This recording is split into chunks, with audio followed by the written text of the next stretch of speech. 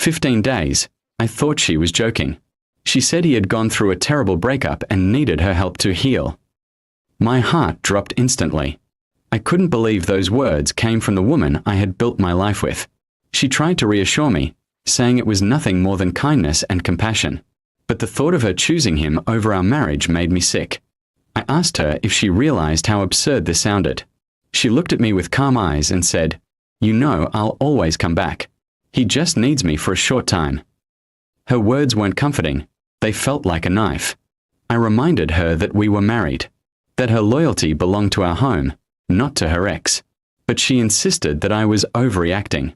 That night, I barely slept. I kept replaying her words in my head. 15 days with her ex, under the same roof, as if she was single again. I didn't want to believe it, but it felt like betrayal hiding under the excuse of compassion. I wondered what kind of man lets his wife go live with another man.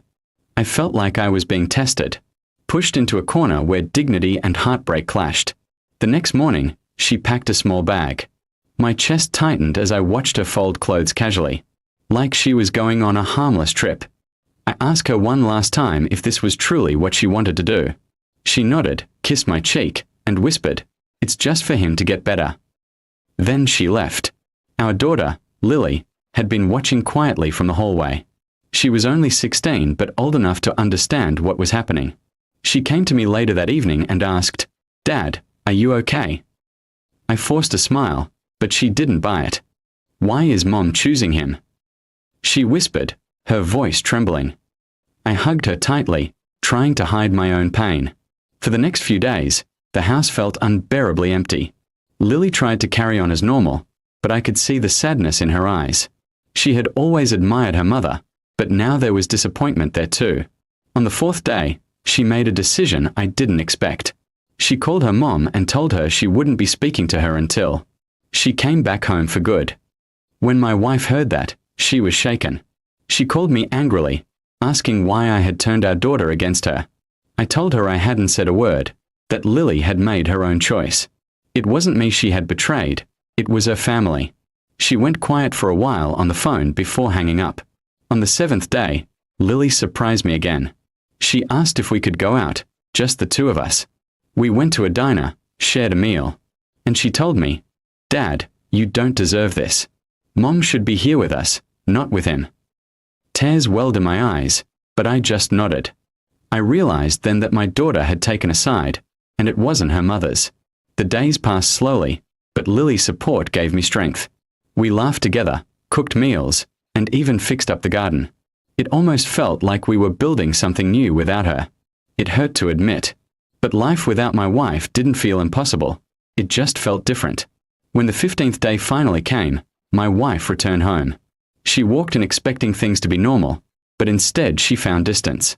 Lily didn't run to hug her. She barely looked at her. My wife asked, "Sweetheart, don't you miss me?" Lily shook her head and said, "You left us. Why should I?" The weight of those words hit my wife harder than anything I could have said. She turned to me for help, but I stayed silent. It wasn't my battle anymore. It was hers to face with her daughter. For once, she realized that her choices had consequences she couldn't undo with simple words. That night, she tried to explain herself to Lily, but our daughter wouldn't listen. She chose me, the one who stayed, the one who didn't walk away.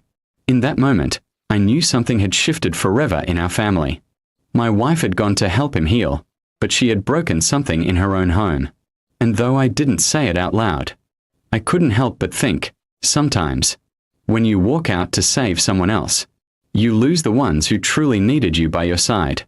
The next morning, she sat at the kitchen table with red, swollen eyes, waiting for Lily to come down for breakfast. But when our daughter walked in, she didn't even glance at her mother.